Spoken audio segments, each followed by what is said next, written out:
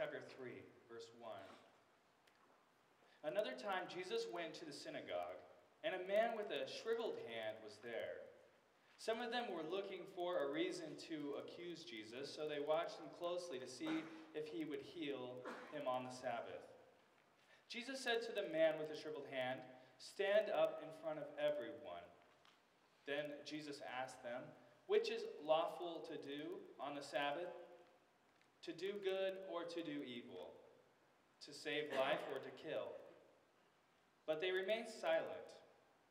He looked around them in anger and, deeply distressed at their stubborn hearts, said to the man, "Stretch out your hand." He stretched it out, and his hand was completely restored.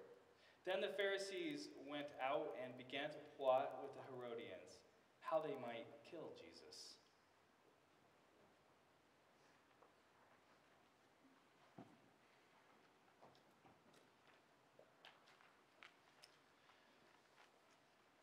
Anger is a good thing.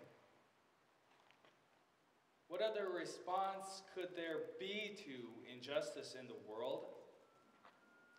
Anger is a good thing. What other response could there be to injustice like racial oppression that we saw in the civil rights movement? We are angry along with Martin Luther King Jr. as they cry out for justice. What other response could there be to the horrors brought on by the Civil War other than anger?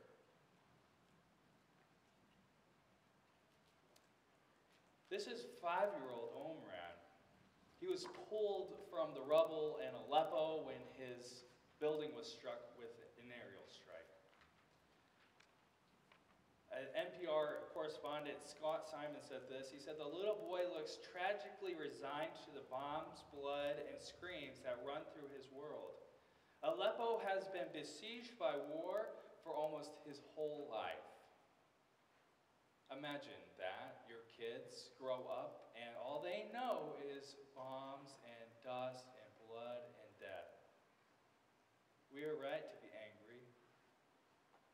Or you have a 3-year-old boy found on the shore in Turkey when he was just one of 12 people who died trying to seek a better life, to flee the Syrian civil war, trying to get to the Greek island of Kos. 3 years old. How many in here know a 3-year-old?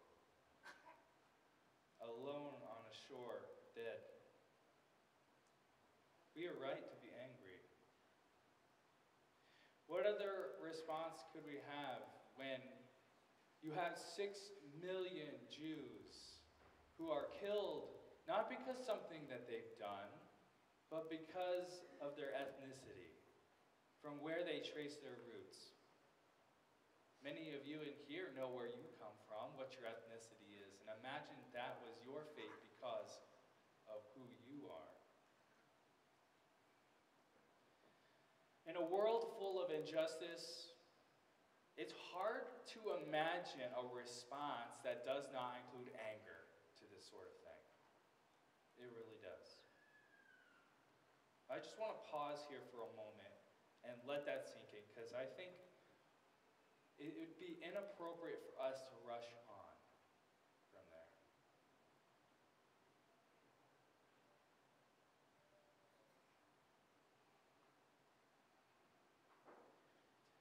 This morning, I don't want you to lose your anger over injustice in the world.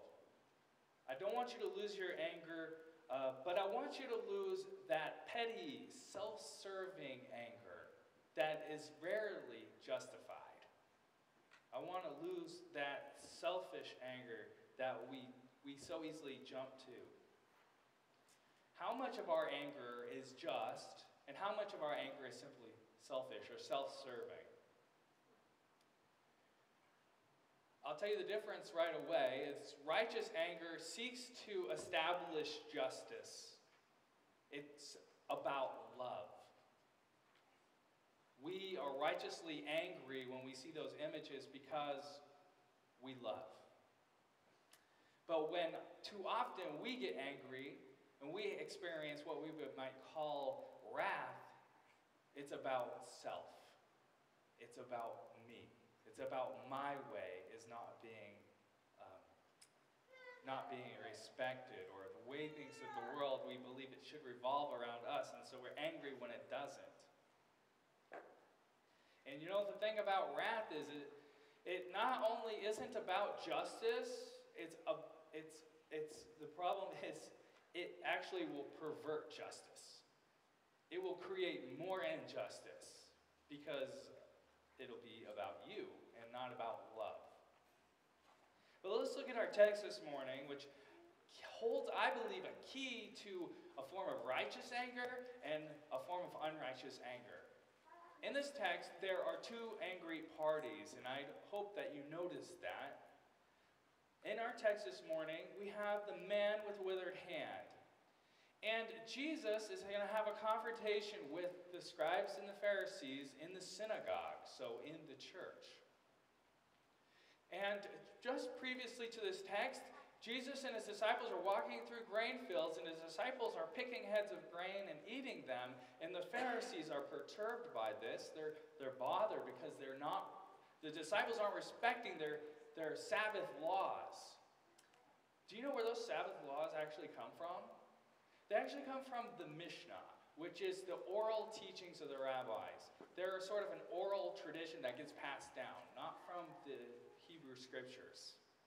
So it's sort of their pride, their reputation, their history that is being disrespected. And so Jesus is now going to have another confrontation with these leaders about Sabbath law. And he goes into the temple, and there is a man with the withered hand there. And Jesus asks them a simple question. The text says that they want to accuse Jesus. So they're watching him closely to figure out what he's going to do. They're keeping track of wrongs right away. They're keeping track of wrongs. They know, oh, he messed up the Sabbath before, and so let's watch him again. And there's going to be an accumulation of wrongs, which is going to self-justify their answer in the end to how to solve this problem, which is murder. So Jesus said to that man with the shriveled hand, stand up in front of everyone. Okay. Even if we have a very strict interpretation on Sabbath law, telling somebody to simply stand up is not breaking a Sabbath law, okay? If you told me to do something on Sunday, that's not breaking of a command, even according to Old Testament law. And then Jesus asked them, because he knows what's in their heart, which is lawful on the Sabbath, to do good or to do evil, to save life or to kill. He already knows where they're going with this. He already knows what is lawful for you to do. And they remain silent because we know what they're trying to do, which is trap him. We looked around at them in anger and said, looked around at them in anger. Jesus, this is Jesus. He looked around at them in anger. And he's deeply distressed at their stubborn hearts. Another version says he was grieved over their stubborn hearts. Because in this story, you have a man with a withered hand, and Jesus desires to heal him because he loves this man with the withered hand.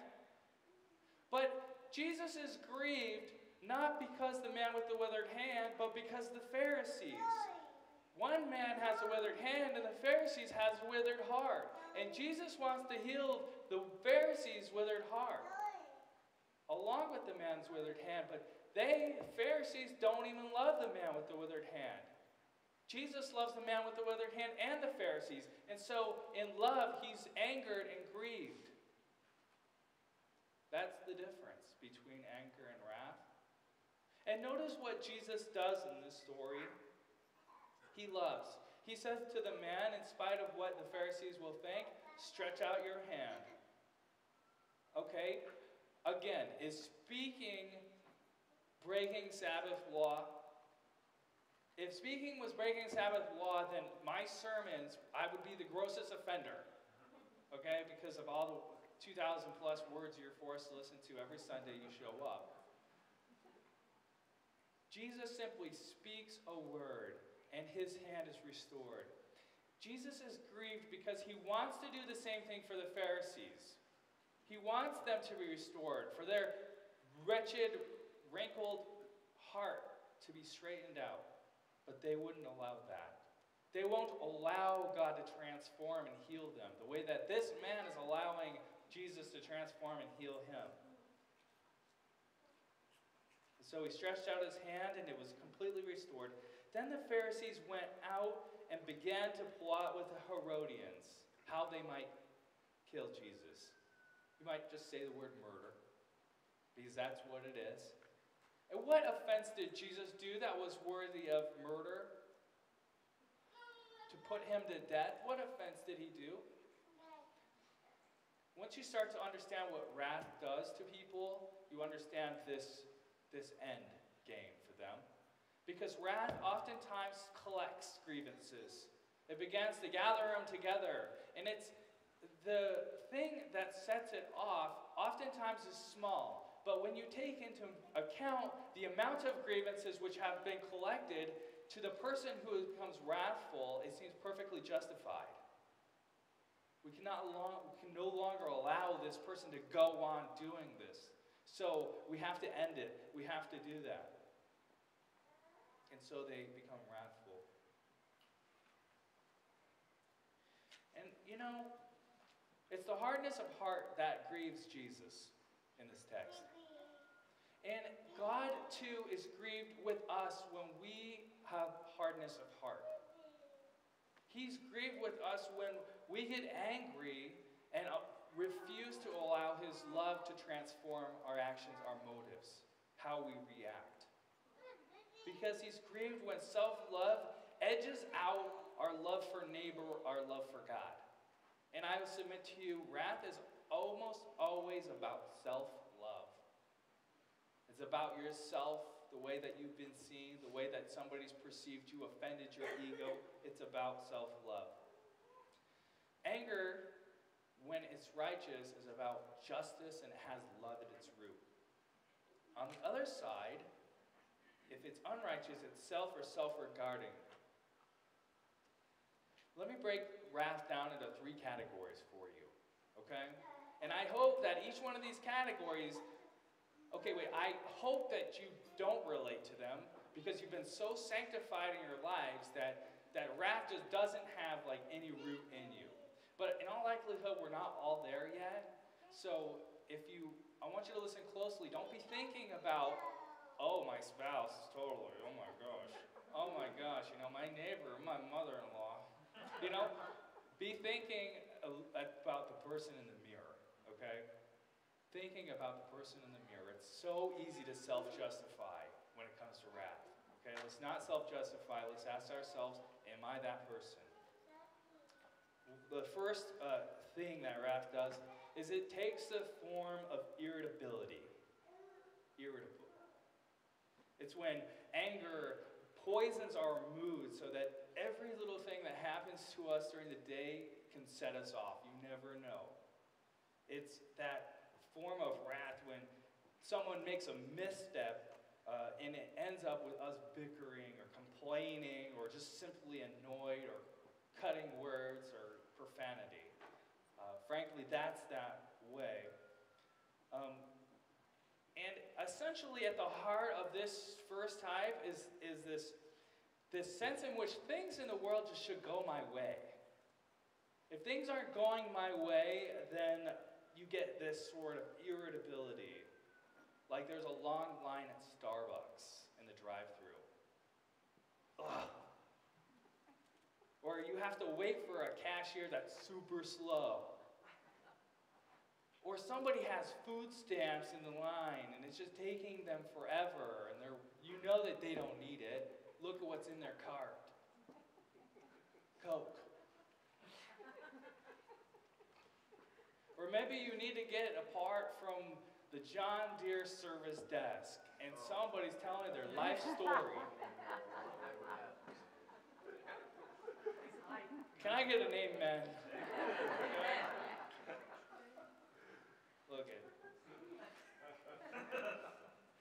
Look, we all get irritable from time to time, but understand that what it is actually about is The world is supposed to conform to you. It's supposed to revolve around you. People need to bend to your will. Don't they know you're in a hurry? Don't they know that you just have a few items, they should let you cut them? It's not about you. And so wrath makes it about you. The second type of wrath takes the form of a blow-up. We've all heard doors slamming. We've all heard screaming or shouts. And blow-ups almost always, like the story, take place over a small incident. But what it is revealing is not just that small incident, but a collection of small incidents which are stored up for later. And then when they finally come to a head, then you get the explosion, because all of those things that you've collected. Who can't relate to this? I'll let that one go. But in reality, you haven't let that go. You've collected it. And you're going to hold it somewhere in your heart. As those things continue to occur, then becomes that explosion. Have you ever said to somebody you love, "You never," or "I always"? You never take care of the kids. You never cook dinner. I always have to clean the house. The always and nevers always come with the blow-up. Because most often they're not true. They're not fair. They're not fair. I always and I nevers are fighting words. It's hard to simply express your emotions. I feel like that you don't appreciate the things that I do. I feel like you don't love me. I feel when you do this that I get hurt. It's hard to simply do that. Instead, you resort to, "You never. I always have to." That's fighting words. That's the form of the blow-up. Imagine a child washing dishes after dinner, and you've asked them to wash dishes, and they have an explosion on you. Why are they mad? Because it's so unfair when their brothers and sisters get to go off and play, and that you have given them so much responsibility. It's unjust. It's just not right. And so the blow-up helps somebody to understand that they're being treated unjustly, and that in order for fairness to reign in their lives, they're going to let you know in that heat-wrath moment that you are being unfair. But do you see how wrath in this case is self-serving? It's not about love. It's not truly about justice. What it is about self-protection, self-ego. The third type of anger you can imagine is the type that doesn't forgive. It's the holding on to anger. It's when a person simply refuses to forgive an offense. Have you ever had this happen to you, where you have a grievance, somebody in your household, you get in a fight, and then instead of simply forgiving that person, you allow yourself to have arguments go on, except for that person's no longer there. It's just in your head, and you continue to argue with them in your head, imagining the response that they give and giving a rebuttal back. Isn't it crazy how we always win those arguments? Like the person's always like, "Oh crap, they're right." This is a sort of a symptom of not forgiving, for allowing yourself to brood and to stew onto something and fall into the temptation of wrath. It could be the smallest offense. It could be something big. And this person who fails to forgive will become a quick-tempered person. They'll be like that person who's poised like a snake to strike. They're holding on. They're waiting for the next time when they can pounce on you for that. You know what the truth is? This happens probably most often, all of these three, in familial relationships. They happen in your own family, with husband, wife, father, son, mother, daughter, father, daughter, mother, son. The truth is that we have the least amount of patience with those whom we love supposedly the most. We get angrier quicker. We get more irritable quicker. We have the most wrathful expressions with the people whom we're charged to love and to care for, to show a better way to. That's sin. That's brokenness. Christ would have us not to act in wrath, but in love with one another. Think of the passive-aggressive person is the one who's lacking the forgiveness. They start to do things to undermine because of something that you did. You're going to do something underhanded to them. Show them that you're just still not happy about them. Happy with something that happened the other day. And have you ever had that experience where you say, your spouse seems upset at you, or a friend, or your father, or your mother seems upset at you, but you have no idea why? Most likely, that is a sign of that person not forgiving something that you have done. And so, and then you ask them, what's wrong? You don't know? If you don't know, I'm not telling you. We like to hold on to that power, hold on to that self-serving anger, but don't want to let it go. That is lack of forgiveness. That is resentment. That is wrath at its finest. You know, all anger is dangerous. It is dangerous, and I have expressed to you that there is good anger. It's good, that anger that leads us because we love people. But as I said, each of these forms of anger has that me-first component. But do you know how I know this? It's because whenever somebody gets angry, it's almost always a lot harder if it's something that had happened to them. For instance, if something happens to my friend Jonathan here, I'm a lot less likely to get as angry about that as I am when that same thing happens to me.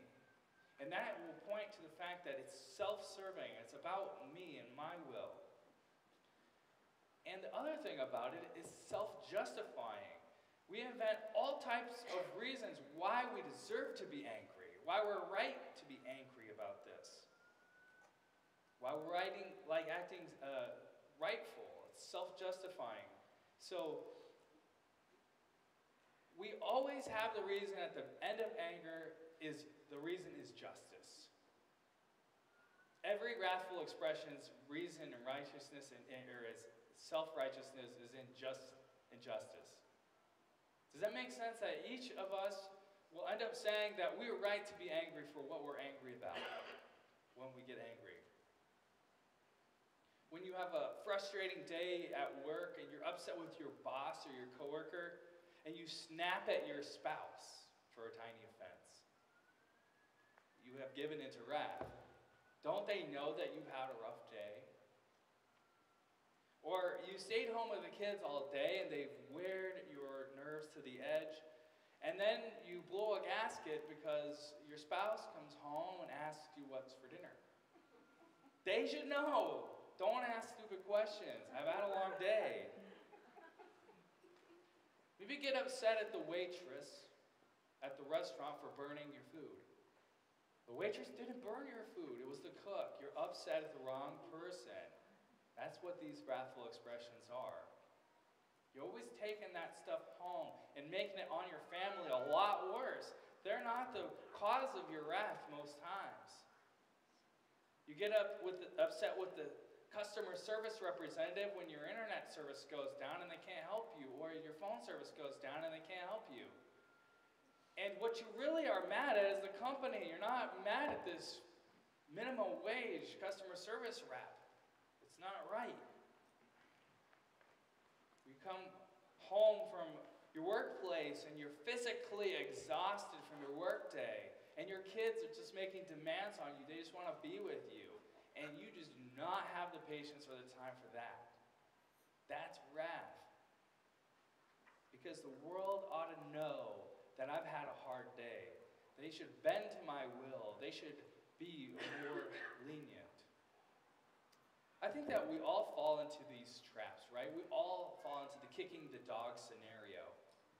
You know that scenario, right?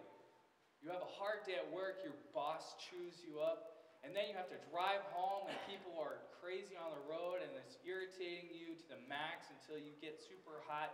You get home and the dog comes up to greet you and jumps up on you and trips you up a little bit, and so you kick the dog. It's not the dog's fault. We all tend to take our wrath out on somebody who doesn't deserve it, and most likely that's our spouse, that's our kids, that's our own family members. Jesus' anger in our text does not retaliate. Do you notice that? He is righteously angry, yet he doesn't stomp around demanding that his way is done. He doesn't stomp around making sure that the Pharisees agree with his assessment. When the Pharisees refuse to answer his questions, he doesn't raise his voice. He is simply grieved in his heart. How can we be like Jesus and not make everybody have to see things our way, not make sure that the world revolves around us? And I think this is going back to identity. And I will beat this drum because I think that it's the root of so many evils, is where you find your identity. Jesus isn't worried about what the Pharisees think about him. He doesn't care if the Pharisees think he's a doof. He doesn't worry about whether or not they believe in him. He's assured in who he is. He has a strong sense of identity, and that his identity doesn't come from these elites, what they think about him. And I think that this is the key for mastering anger for you. If you want to master anger, you have to understand who you are, where you get your sense of self.